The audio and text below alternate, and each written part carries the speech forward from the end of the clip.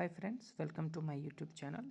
आज के इस लेक्चर में हम लोग पढ़ने जा रहे हैं क्लास 9th की एनसीईआरटी साइंस के टॉपिक को हम समझने वाले हैं। ठीक है, तो इसमें देखिए दोस्तों, हमें जो समझना है ना, इसमें एटम एंड मॉलिक्यूल्स के बारे में पढ़ना है। ठीक है, ये बहुत ही बेसिक कंसेप्ट है केमिस्ट्री की क्लासेस में। ठीक है, ये यहीं से स्टार्ट ही होता है। जब आप क्लास 9th पढ़ेंगे तो क्लास 9th में आपको ये टर्म देखने को मिलेगा, एटम्स एंड मॉलिक्यूल्स क्या होता है।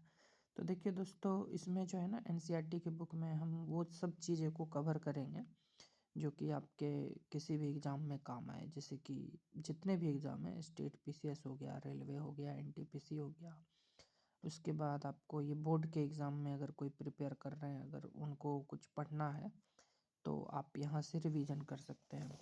तो सबसे पहले देखिए दोस्तों, इसमें क्या है कि मैं यहाँ पे ये बताने वाला हूँ आपको कि देखिए, ये जो है ना, प्राचीन भारतीय एवं ग्रीक दार्शनिक द्रव्य के अज्ञात एवं अदृश्य रूपों से सदैव चकित होते रहे हैं, ये यहाँ पे लिखा हुआ है।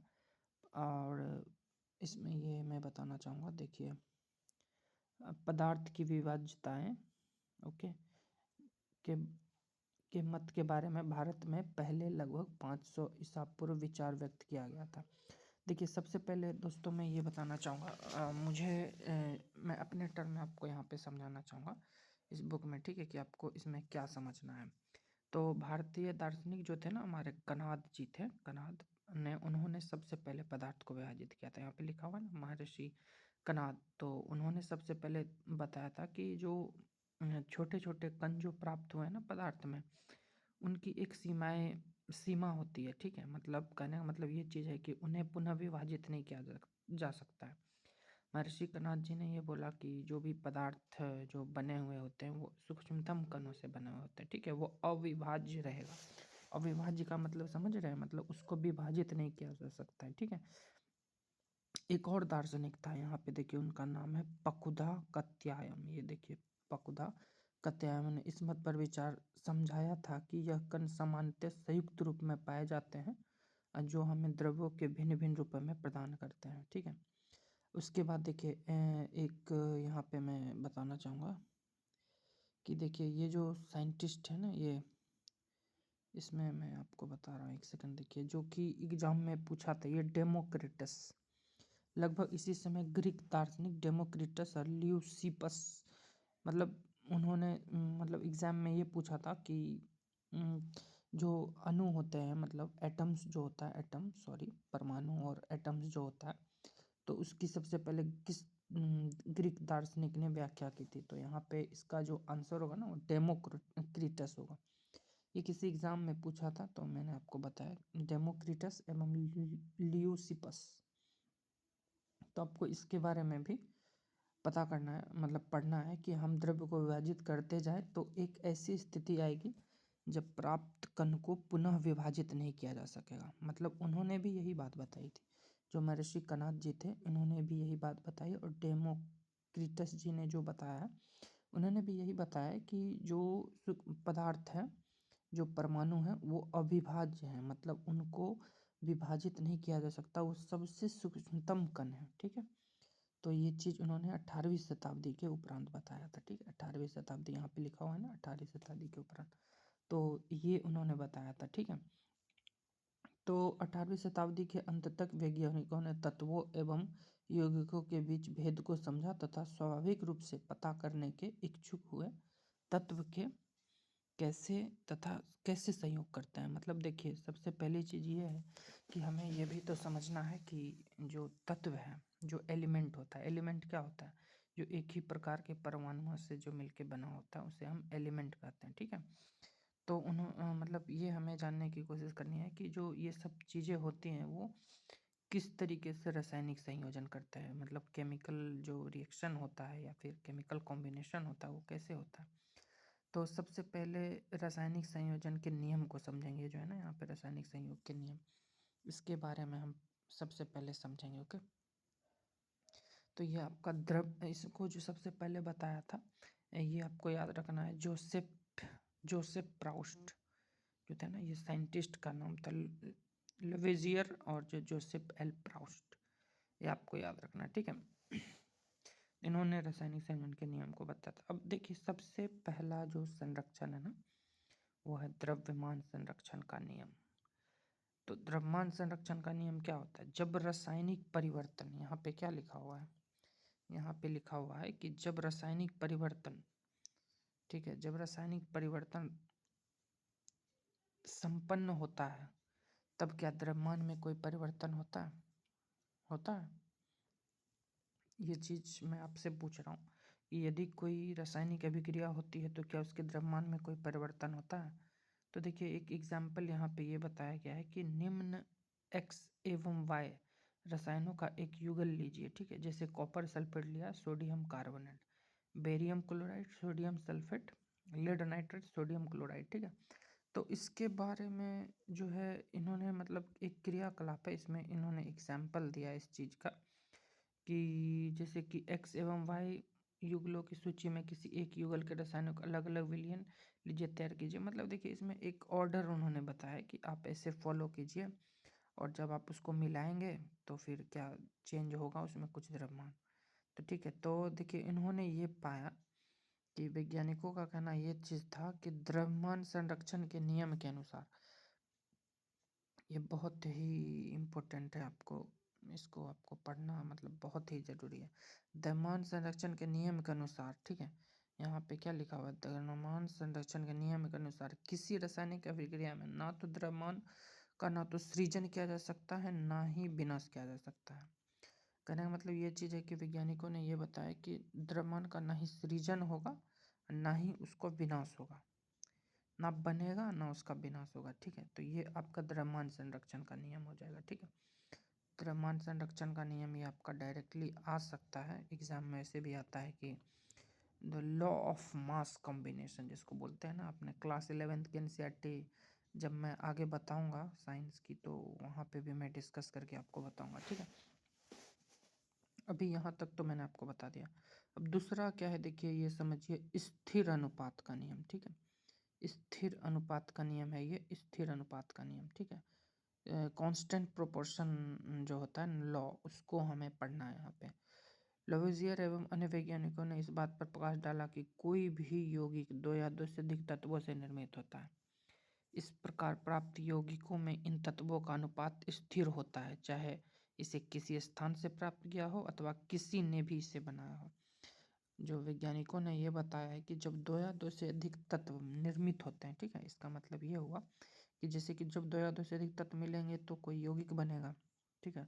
तो प्राप्त यौगिक तत्वों का अनुपात जो होता है ना, तत्वों का जो रेशियो होता है वो स्थिर होता है, ठीक है, स्थिर होता है, चाहे इसे किसी स्थान से प्राप्त किया गया हो अथवा किसी ने भी इसे बनाया हो। तो ये चीज़ आपको याद रखना। जैसे देखिए यहाँ पे ना, यहाँ पे एग्जाम्पल इन्होंने यहाँ पे समझाया समझाया यौगिक जल में हाइड्रोजन ऑक्सीजन के द्रव्यमानों का अनुपात, देखिए यहाँ पे लिखा है अनुपात कितना है, 1:8 होता है, चाहे जल का स्रोत कोई भी हो, ठीक है।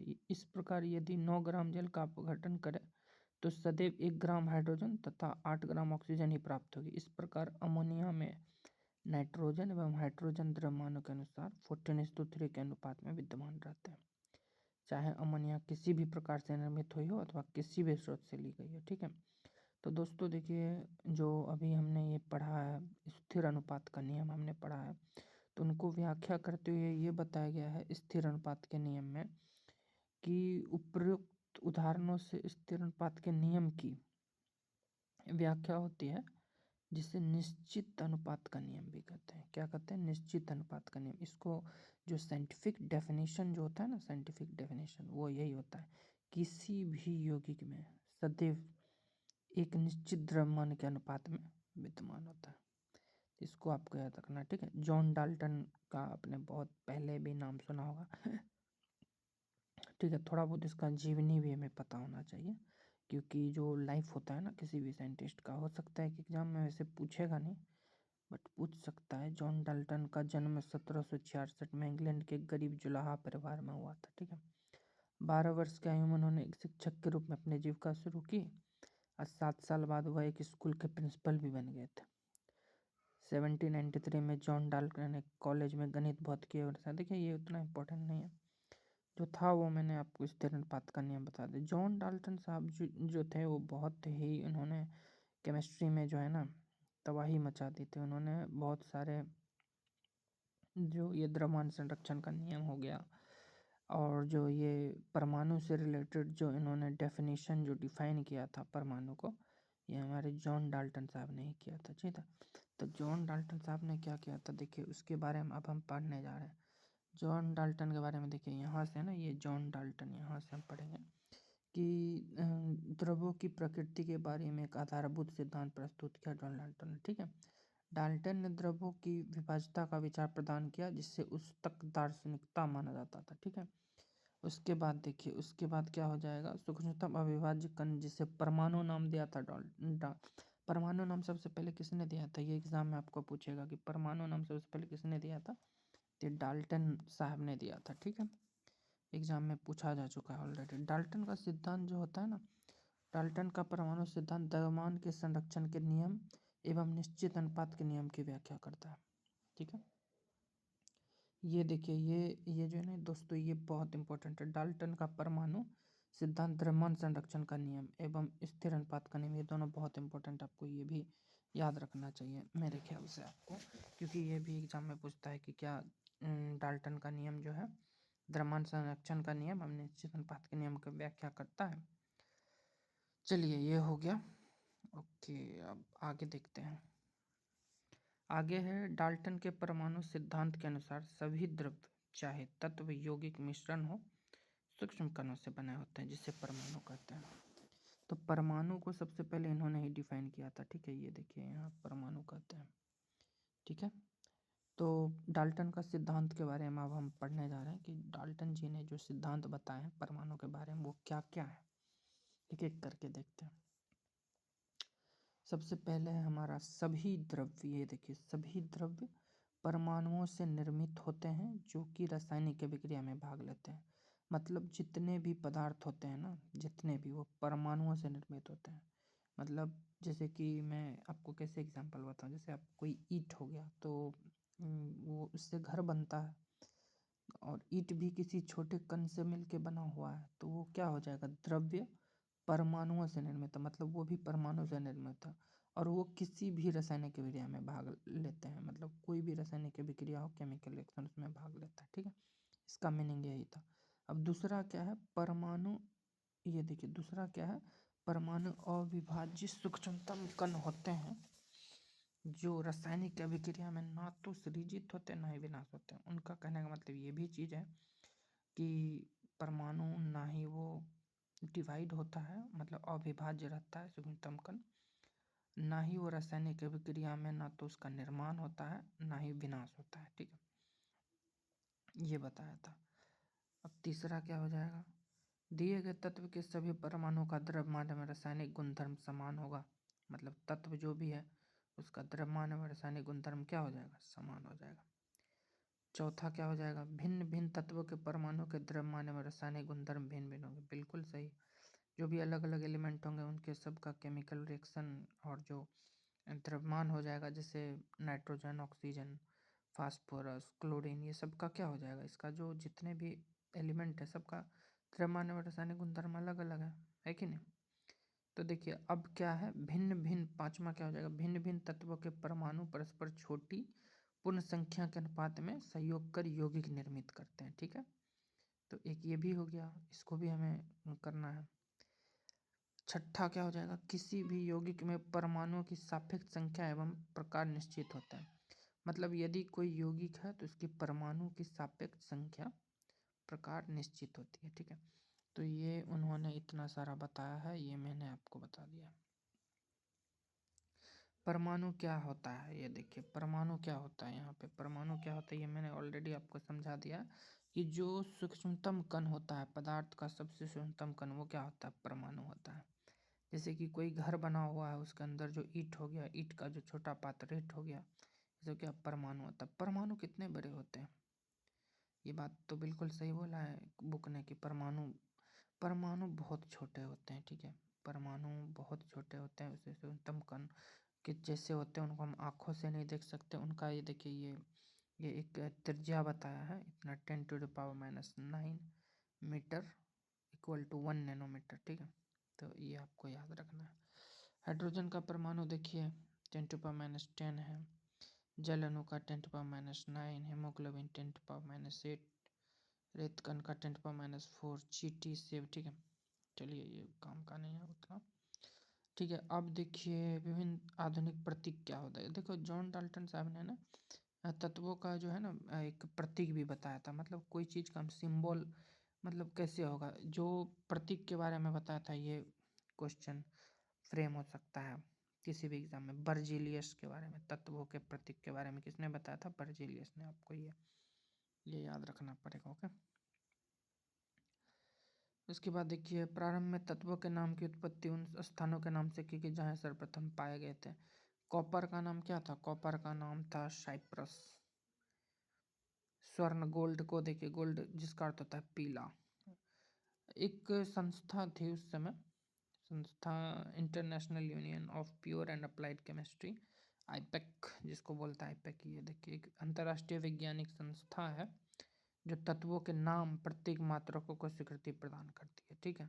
एग्जाम में पूछ सकता है कि कोई एक ऐसे संस्था का नाम बताइए, अंतर्राष्ट्रीय वैज्ञानिक संस्था जो तत्वों के नाम और प्रतीकों को, मात्रकों को स्वीकृति प्रदान करते, वो IUPAC है, ठीक है, IUPAC। चलिए ठीक है। हाइड्रोजन को H से, एल्युमिनियम को L से, कोबाल्ट को CO से, ये हो गया। और क्लोरीन को देखिए Cl से, Zn को। अब देखिए अब हमें क्या इसके आगे क्या करना है, परमाणु द्रव्यमान के बारे में हमें करना है, ठीक है। परमाणु द्रव्यमान के बारे में हम पढ़ने जा रहे हैं। परमाणु मतलब द्रव्यमान, यहाँ पे क्या हो जाएगा, ये हो जाएगा हमारा परमाणु द्रव्यमान। तो परमाणु द्रव्यमान जो है हमारा, इसको हम इंग्लिश में बोलते हैं एटॉमिक मास, ठीक है। डाल्टन के परमाणु सिद्धांत की सबसे विशिष्ट अवधारणा परमाणु द्रव्यमान की थी। उनके अनुसार प्रत्येक तत्व का एक अभिलाक्षिक परमाणु द्रव्यमान होता है। डाल्टन का सिद्धांत स्थिर अनुपात के नियमों को भलीभांति समझने में समर्थ था कि वैज्ञानिक इससे प्रेरित होकर परमाणु द्रव्यमान को मापने की ओर अग्रसर हुए। चूंकि एक परमाणु के द्रव्यमान को ज्ञात करना अपेक्षाकृत कठिन कार्य था, इसलिए रासायनिक संयोजन के नियम के उपयोग उत्पन्न यौगिकों के द्वारा सापेक्ष परमाणु को ज्ञात किया गया, ठीक है। तो उन्होंने ये सब चीज़ें बताई हैं। अब देखिए यहाँ पे क्या हो जाएगा, यहाँ पे जो है कुछ एग्जाम्पल लेके उन्होंने ऐसा बताया है कि कार्बन मोनोऑक्साइड का उदाहरण लिया, जिसमें कि कार्बन एवं ऑक्सीजन द्वारा निर्मित होता है। कार्बन है जैसे 3 ग्राम, ऑक्सीजन है 4 ग्राम, तो कार्बन अपने 4/3 गुना अधिक द्रव्यमान वाले ऑक्सीजन के साथ संयुक्त होती है, ठीक है। तो देखिए ये जो है ना आईपैक के बारे में, यहाँ पे तो बाकी जो विश्लेषण है ये सब तो बताया गया है, ठीक है। ये एग्जाम्पल बस समझाने के लिए कि कल्पना कीजिए एक फल विक्रेता बिना मानक भार के फल बेच रहा है। वह एक तरबूज लेकर कहता है कि इसका द्रव्यमान 12 इकाई है, तो ये भी थोड़ा बहुत है, उतना देख सकते हैं आप।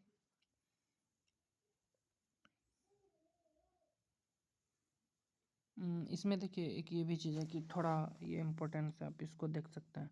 हाइड्रोजन का कितना हो जाएगा 1, कार्बन का 12, मतलब ये एटॉमिक मास हो गया। नाइट्रोजन का 14, ऑक्सीजन 16, सोडियम 23, मैग्नीशियम 24, ठीक है, सल्फर 32, क्लोरीन, ये क्लोरीन जो है ना इसका हमेशा आता है 35.5, इसको हमेशा याद रखना आपको, हो सकता है लिटरल एग्जाम में पूछ दे। अब परमाणु के बाद देखिए, परमाणु के बाद ना हम अणु के बारे में पढ़ेंगे। अणु कुछ नहीं है, सिंपल है। जब दो या दो से अधिक परमाणु मतलब का जो समूह होता है ना, उसी को हम क्या बोलते हैं, अणु बोलते हैं, ठीक है। अणु के बारे में ये भी चीज़ है कि ये परस्पर आकर्षण बल के द्वारा कसकर जुड़े होते हैं, ठीक है। उसके बाद अणु को किसी तत्व अथवा यौगिक के उस उच्चतम कण के रूप में परिभाषित कर सकते हैं जो स्वतंत्र रूप से अस्तित्व में रह सकता है। तत्वों का अणु कौन सा हो गया, जैसे आर्गन, हीलियम, ये सब क्या हो जाएगा, तत्वों का अणु हो जाएगा। जैसे ऑक्सीजन का O2 हो गया, O3 क्या हो जाएगा, ओजोन हो गया। ये सब ये चीज़ हो गया।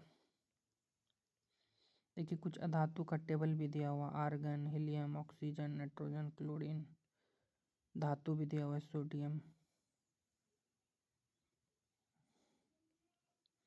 अब देखिए आयन क्या होता है, आयन जो होता है ना, धातु एवं अधातु युक्त, ये देखिए यहाँ पे क्या है, आयन। आयन जो होता है ना, आयन, देखिए आयन के बारे में, धातु एवं अधातु युक्त यौगिक आवेशित कणों से बने होते हैं। इन आवेशित कणों को आयन कहते हैं, ठीक है। मतलब उस पर कोई चार्ज होता है तो वो क्या हो जाएगा, धातु अधातु पे जो चार्ज होता है उसी को हम क्या बोलते हैं, आवेशित कण या आयन कहते हैं। आयन एक आवेशित परमाणु तत्व परमाणुओं का एक ऐसा समूह होता है जिस पर नेट आवेश विद्यमान होता है। यह ऋण आवेश तथा धन आवेश होता है। ऋण आवेश आयन को ऋण आयन कहते हैं, धन आवेश को धन आयन। मतलब देखिए जो नेगेटिव चार्ज होगा उसको हम क्या कहेंगे, एनायन, पॉजिटिव होगा कैटायन कहेंगे, ठीक है। सोडियम क्लोराइड इसका बेस्ट एग्जाम्पल है, Na+Cl-। इसका रासायनिक सूत्र भी होता है इसका लिखने का। तो देखिए रासायनिक सूत्र जैसे सोडियम पे क्या हो जाएगा, सोडियम पे हो जाएगा आपका Na+, potassium K+, silver Ag+, copper Cu+, ठीक है। तो ये सब तो ये मैंने आपको इतना बताया ही है। इसका इसका देखिए सबसे उदाहरण में ही हम समझ सकते हैं, हमारे पास कोई अदर ऑप्शन नहीं है समझाने का। जैसे हाइड्रोजन का हो जाएगा, हाइड्रोजन का H है, इसका कितना हो जाएगा, 1 हो जाएगा वैलेंसी। क्लोरीन का कितना हो जाएगा, 1, तो इसको आप लिख सकते हैं HCl, ठीक है। उसी तरीके से देखिए हाइड्रोजन सल्फाइड का, हाइड्रोजन का कितना हो जाएगा, यहाँ पे हाइड्रोजन का 2 है और इसका सल्फर का कितना 1 है, सॉरी देखिए यहाँ पे हाइड्रोजन का 1 है, सल्फर का 2 है, तो हाइड्रोजन का इसके साथ क्रॉस हो जाएगा, सल्फर का इसके साथ हो जाएगा, सल्फाइड का, तो H2S हो जाएगा। सेम कार्बन का देखिए, कार्बन का कितना हो जाएगा यहाँ पे वैलेंसी 4 और क्लोरीन का 1, 4 1, देखिए क्लोरीन का इससे मैच हो गया, कार्बन का इससे हो गया, क्लोरीन का इससे हो गया। ऐसे ही समझना है, इसमें बस समझ ही सकते हैं, इसमें और कुछ तो लिखने का नहीं है। आणविक द्रव्यमान जो होता है ना, वो आणविक द्रव्यमान, इसको हम वो लोग बोलते हैं मोलिकुलर मास। आणविक द्रव्यमान मतलब मोलिकुलर मास, मतलब जैसे कि इसका देखिए हमें फाइंड आउट करना है, जैसे H2O का, जैसे H2O का यहाँ पे करना है तो, या HNO3 का, नाइट्रिक एसिड का, तो वो हम कर देख सकते हैं एग्जाम्पल। हाइड्रोजन का एक परमाणु 1U हो गया, ऑक्सीजन का हो गया 16, ठीक है। तो हाइड्रोजन का 2 गुना 1 प्लस 1 गुना 16, ये आपका हो गया 18U। ऐसे ही देखिए यहाँ पे निकाला है सूत्र इकाई द्रव्यमान, तो इसमें CaCl2 का निकाला हुआ है इसमें। तो आई होप, मुझे लग रहा है कि एक बार यहाँ से रिवाइज प्रॉपर कर लेते हैं कि हम लोगों ने इसमें क्या क्या देखा, फिर मूव करेंगे अगले चैप्टर पे। देखिए सामने हमने रासायनिक संयोजन के बारे में हमने पढ़ा, ठीक है। रासायनिक संयोजन के नियम पढ़ा, ठीक है, ये हो गया हमारा। उसके बाद हमने क्या पढ़ा, उसके बाद हमने स्थिर अनुपात का नियम पढ़ा, ये स्थिर अनुपात का नियम हो गया हमारा। उसके बाद देखिए, उसके बाद क्या हो जाएगा, इसके बाद परमाणु क्या होता है, परमाणु के बारे में हमने पढ़ लिया। इसके परमाणु द्रव्यमान के बारे में पढ़ लिया। परमाणु किस प्रकार अस्तित्व में रहते हैं ये पढ़ा। अणुओं के बारे में, तत्व के अणु के बारे में पढ़ा, यौगिक के अणु के बारे में पढ़ा। रासायनिक सूत्र को हमने ऊपर से समझा है, ठीक है। उसके बाद आणविक द्रव्यमान के बारे में हमने पढ़ा। तो ये सब चीज़ें हमने कवर कर ली है इस चैप्टर में। तो आई होप आपको ये पसंद आया होगा ये वीडियो। आगे की वीडियो में हम लोग देखेंगे, नेक्स्ट चैप्टर 4 को रिवाइज करेंगे एग्ज़ाम पॉइंट ऑफ व्यू से। अभी चैप्टर 3 हो चुका है आपका, ठीक है। तो आगे की इस वीडियो में मैं वो भी लेके आऊँगा। तो यदि आपको ये लेक्चर सही लगा हो तो चैनल को लाइक एंड सब्सक्राइब कर सकते हैं, ठीक है। तो आज की क्लास यहीं पे समाप्त होती है। Okay, thank you to all of you.